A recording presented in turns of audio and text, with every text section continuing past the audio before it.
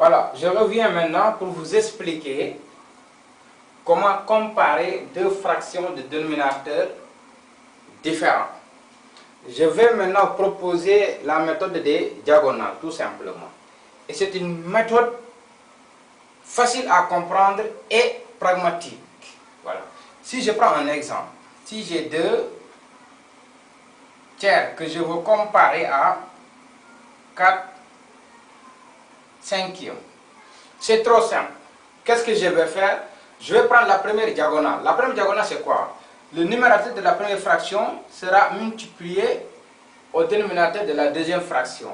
Je prends la première diagonale, c'est 2 multiplié par 5. Je vais comparer maintenant cette première diagonale à la deuxième diagonale. La deuxième diagonale, c'est quoi? Le numérateur de la deuxième fraction multiplié par le dénominateur de la première fraction. Je compare 4 multiplié par 3. Maintenant, 2 fois 5, ça donne 10.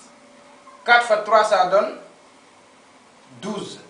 Maintenant, la première diagonale correspond à la première fraction. La deuxième diagonale correspond à la deuxième fraction. Comparer maintenant ces deux résultats maintenant revient à comparer juste les deux fractions.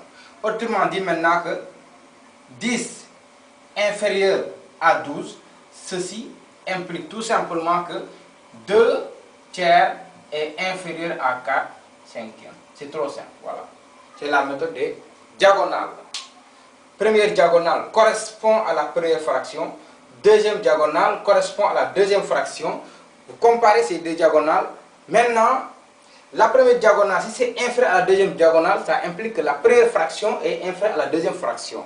Si la première diagonale est supérieure à la deuxième diagonale, ça veut dire que la première fraction est supérieure à la deuxième fraction. C'est trop simple, voilà.